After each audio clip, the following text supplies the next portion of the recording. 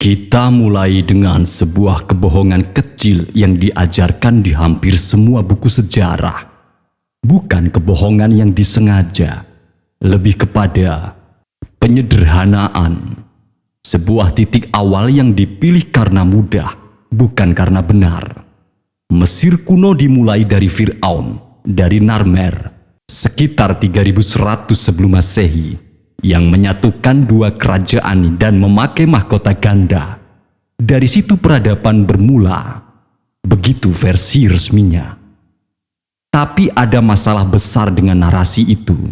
Peradaban tidak muncul dari ruang hampa. Tidak ada satupun di sepanjang sejarah manusia. Sebuah masyarakat yang kompleks, terorganisir dengan mitologi, astronomi, dan arsitektur monumental yang muncul begitu saja dalam satu generasi. Selalu ada yang datang sebelumnya, selalu ada fondasi yang lebih dalam. Dan untuk Mesir, fondasi itu mungkin bukan berasal dari lembah Nil. Ia berasal dari tempat yang kini tidak bisa menopang kehidupan manusia sama sekali. Ia berasal dari Sahara. 10.000 tahun yang lalu, Sahara adalah dunia yang sama sekali berbeda. Ini bukan spekulasi. Ini adalah salah satu fakta ilmu iklim yang paling solid yang kita miliki. Para ilmuwan menyebutnya African Humid Period atau dalam bahasa populer, Green Sahara. Antara 14.500 hingga 5.000 tahun yang lalu, pergeseran bertahap dalam sumbu orbit bumi memperkuat sistem monsun Afrika secara dramatis. Hujan yang biasanya hanya menyentuh Afrika Tengah dan Barat mulai bergerak jauh ke utara, jauh dalam wilayah yang kini kita kenal sebagai gurun. Hasilnya, sabana yang luas, danau-danau besar, sungai-sungai yang mengalir sepanjang tahun, hutan yang tumbuh di tempat yang sekarang hanya ada pasir dan batu. Buktinya ada di mana-mana jika kamu tahu cara membacanya. Di dasar danau-danau kering tersimpan lapisan sedimen yang mengandung serbuk sari, pohon dan tanaman air.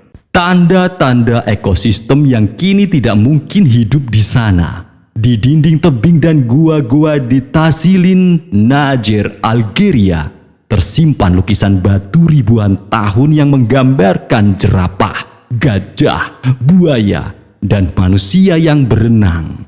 Di wilayah yang kini menerima curah hujan kurang dari 25 mm per tahun.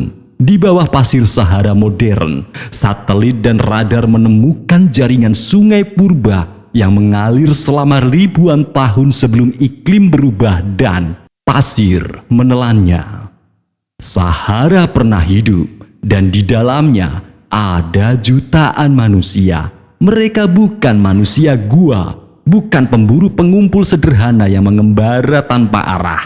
Mereka punya sapi, dan ini penting karena domestikasi sapi adalah salah satu penanda paling kuat dari sebuah masyarakat yang sudah melewati ambang tertentu dalam kompleksitas sosial. Kalau kamu suka misteri sejarah kuno seperti ini, subscribe sekarang karena makin jauh kita masuk ke seri ini, ceritanya bakal semakin gila. Memelihara ternak berarti kamu punya sistem kepemilikan, sistem pertukaran, hierarki sosial, dan tradisi yang diwariskan lintas generasi. Mereka punya tembikar yang menurut beberapa analisis termasuk dalam kategori tembikar paling awal yang pernah dibuat manusia di Afrika. Bukan tembikar primitif, tembikar dengan teknik pembuatan yang menunjukkan pengetahuan yang diturunkan secara terorganisir. Mereka punya ritual kematian, dan ritualnya rumit, dan mereka menatap langit dengan cara yang seharusnya tidak mungkin ada di era itu. Tahun 1974, sekelompok arkeolog dipimpin oleh Fred Wendorf dari Southern Methodist University sedang melintasi gurun Mesir Selatan ketika kendaraan mereka mogok di tengah nowhere. 100 km barat dari Abu Simbel, ratusan kilometer dari kota terdekat. Sambil menunggu bantuan, seseorang melihat sesuatu mencuat dari pasir, pecahan tembikar. Mereka menggali dan terus menggali, dan riset selama 3 dekade berikutnya mengungkap sesuatu yang mengubah cara sebagian arkeolog memandang asal-usul peradaban Afrika. Di lembah kering yang bernama Nabta Playa, pernah berdiri salah satu komunitas paling kompleks yang pernah hidup di Afrika prasejarah.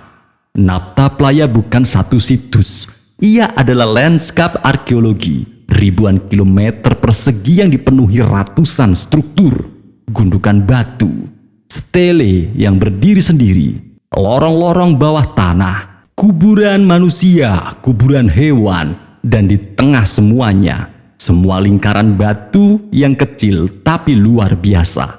4 meter diameternya, terbuat dari batu-batu yang dipilih dan diatur dengan presisi. Dan usianya, berdasarkan penanggalan radiokarbon, sekitar 7.000 tahun. Lebih tua dari Stonehenge, lebih dari 1.000 tahun. Lebih tua dari piramida tertua lebih dari 2.500 tahun. Lingkaran itu adalah kalender. 2 pasang batu besar di dalamnya menandai arah utara sejati dan arah matahari terbit tepat pada saat solstice musim panas. Di Sahara 7.000 tahun lalu, solstice musim panas bukan sekedar fenomena astronomi.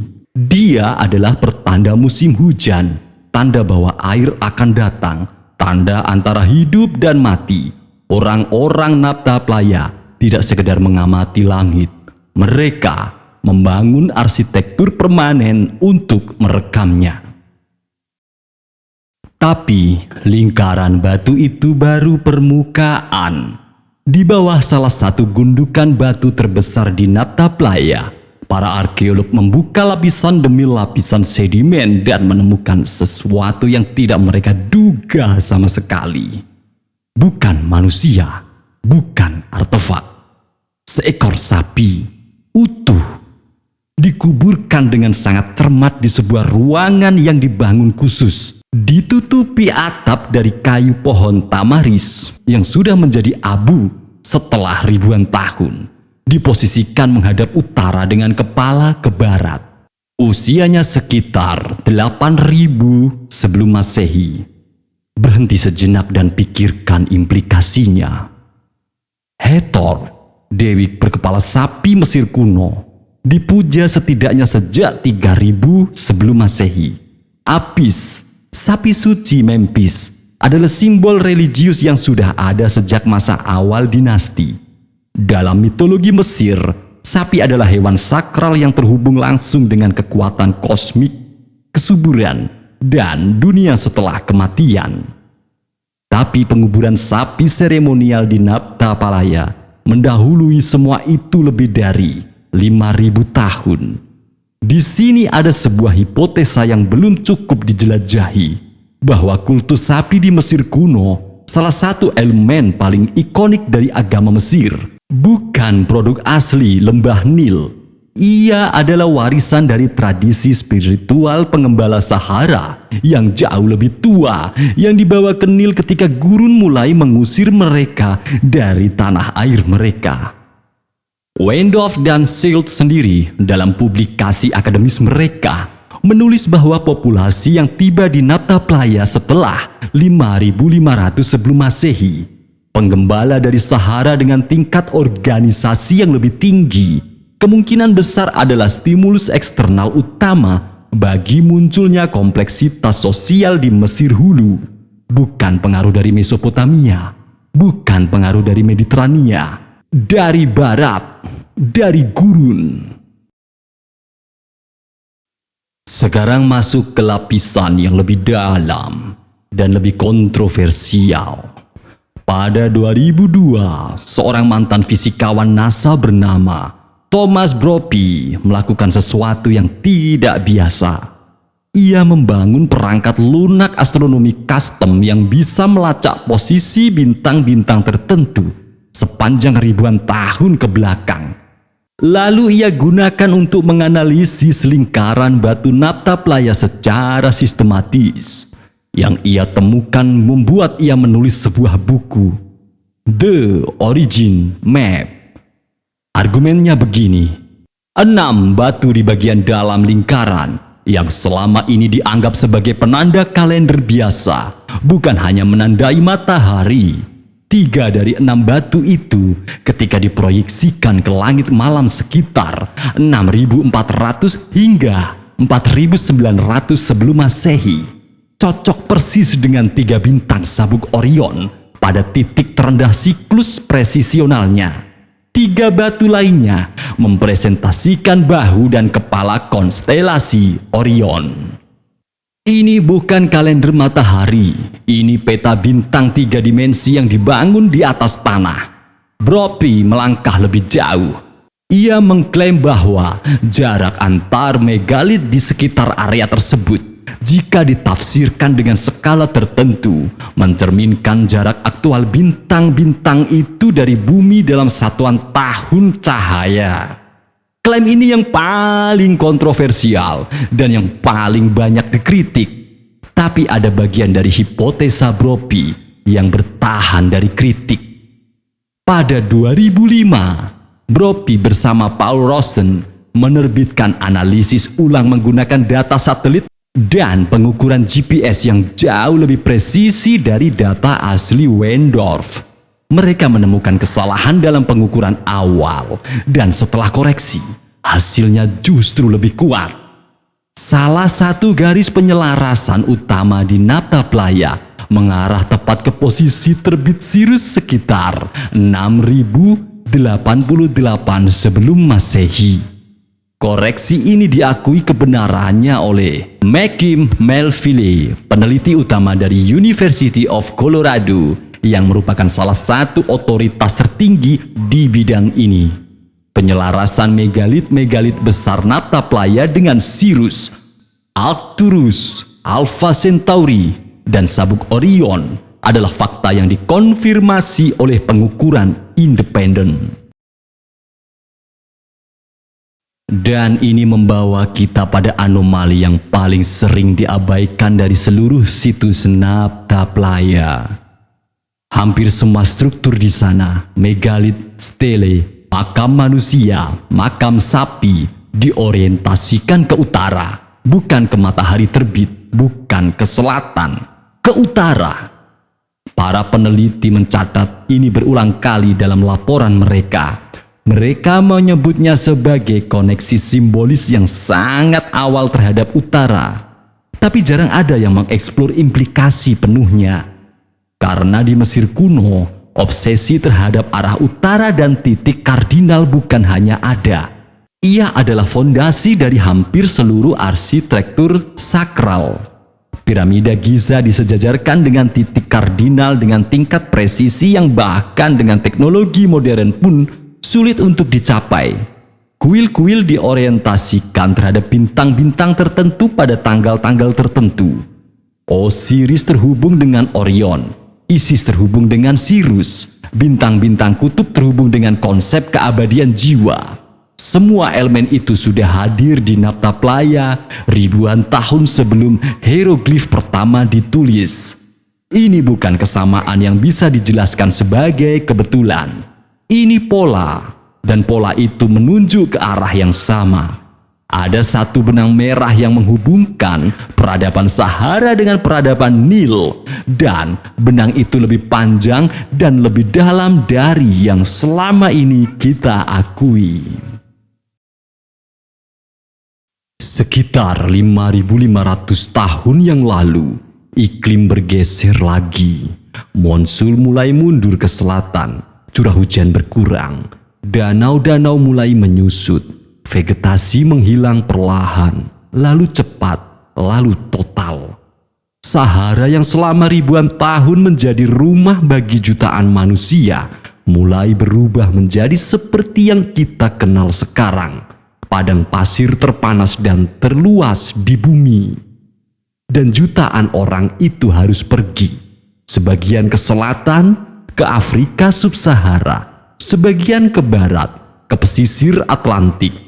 Tapi sebagian besar, terutama mereka yang berasal dari Sahara Timur, dari wilayah yang kini menjadi Mesir dan Sudan, bergerak ke timur, ke lembah Nil. Mereka tidak datang dengan tangan kosong. Mereka datang dengan tradisi pemakaman yang sudah berkembang selama ribuan tahun, dengan pengetahuan astronomi yang terekam dalam batu, dengan sistem kepercayaan yang menempatkan sapi di pusat kosmologi, dengan kemampuan membangun struktur monumental. Dan ketika mereka bertemu dengan populasi yang sudah menghuni lembah Nil, dan kemudian bertemu pula dengan gelombang migrasi dari Fertile Crescent di timur, terjadilah percampuran yang luar biasa. Sebuah studi DNA kuno yang diterbitkan pada 2025 berhasil mengambil dan menganalisis sekuens genom lengkap dari individu yang hidup pada era kerajaan lama Mesir, era piramida, dan hasilnya mengkonfirmasi gambaran ini secara genetis. Sekitar 80% garis keturunannya berasal dari populasi lokal Afrika Utara dan lembah Nil. Sekitar 20% dari populasi yang terkait dengan wilayah Fertile Crescent. Tapi yang lebih mengejutkan datang dari Libya. Juga pada 2025, sebuah studi genomik yang diterbitkan di jurnal Nature menganalisis DNA dari 2 individu perempuan yang dikuburkan di tempat berlindung berbatu bernama Takarkori di Libya Barat Daya sekitar 7.000 tahun yang lalu. Mayoritas garis keturunan mereka berasal dari silsilah Afrika Utara yang sebelumnya sama sekali tidak dikenal dalam peta genetik manusia. Sebuah kelompok yang berpisah dari garis keturunan Afrika lainnya pada waktu yang sangat awal dalam sejarah manusia modern, dan kemudian hidup dalam isolasi relatif selama ribuan tahun di Sahara yang hijau. Ketika Sahara mengering, kelompok ini yang memiliki tradisi megalitik, pemujaan sapi, dan pengetahuan astronomi yang kaya bermigrasi, dan DNA mereka masuk ke dalam campuran genetik yang akhirnya menjadi Mesir kuno. Ini bukan hipotesa arkeologi lagi, ini konfirmasi genetis. Ada sebuah pertanyaan yang hampir tidak pernah muncul dalam diskusi tentang Mesir kuno. Kita selalu bertanya, pengaruh apa yang datang dari luar ke Mesir, dari Mesopotamia, dari Levant, dari Aegea. Tapi kita jarang bertanya sebaliknya. Sebelum ada Nil, sebelum ada pertanian di delta, sebelum ada kota-kota pertama Mesir yang tercatat, ada sebuah dunia di barat, dunia yang tidak meninggalkan tulisan, tidak meninggalkan nama raja, tidak meninggalkan catatan hukum atau perdagangan, tapi meninggalkan sesuatu yang jauh lebih tahan lama. Batu yang diorientasikan terhadap bintang-bintang, sapi yang dikuburkan dengan ritual, dan tradisi menetap utara yang kemudian meresap ke dalam DNA budaya peradaban paling ikonik yang pernah ada di muka bumi. Kita menyebut mereka orang-orang yang terlupakan, tapi mungkin yang lebih tepat adalah kita yang melupakan mereka. Budaya Badarian muncul di Mesir Hulu sekitar 4400 sebelum Masehi, dan ia dianggap oleh hampir semua arkeolog sebagai fondasi awal kompleksitas sosial Mesir. Yang menarik dan yang jarang disorot adalah bahwa ciri-ciri Badarian bukan ciri-ciri peradaban sungai, kepemilikan dan pemakaman sapi yang seremonial, tembikar dengan teknik yang tidak ditemukan di tempat lain di wilayah itu, praktik pemakaman yang sangat elaboratif, dengan jenazah dikuburkan dalam posisi fetal menghadap barat, arah matahari terbenam, arah dunia orang mati. Dan ia muncul bukan di delta Nil yang dekat dengan Mediterania dan pengaruh luar, tapi di Mesir Hulu, di bagian yang paling dekat dengan gurun barat. Ini bukan kebetulan, ini petanda migrasi. Penggembala-penggembala Sahara yang kehilangan sabana mereka turun ke lembah Nil, membawa tradisi mereka, dan di sanalah dalam pertemuan antara manusia gurun dan manusia sungai, lahirlah embrio dari apa yang ribuan tahun kemudian akan menjadi salah satu peradaban paling besar dalam sejarah manusia. Nabta Playa kini hampir tidak dikenal. Ia bukan destinasi wisata. Tidak ada museum besar yang memajangnya. Hanya pasir, batu, dan angin panas yang terus menggerus sisa-sisa sebuah dunia yang tidak sempat meninggalkan nama untuk dirinya sendiri.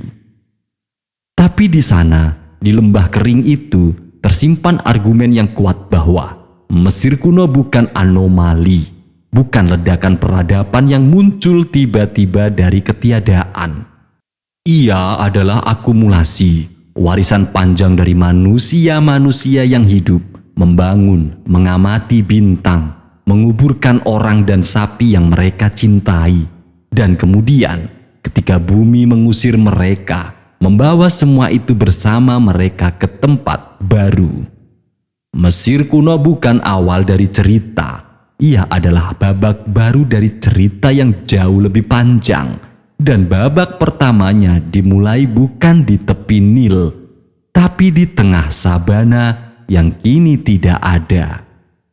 Di episode berikutnya, kita masuk ke Mesir itu sendiri, ke era sebelum piramida pertama, ke pertanyaan yang lebih gelap dan lebih kompleks. Bagaimana sebuah masyarakat yang bahkan belum mengenal tulisan dalam rentang beberapa ratus tahun melompat ke kemampuan teknik bahkan hingga hari ini belum bisa kita jelaskan sepenuhnya. Jawabannya bukan yang kamu duga.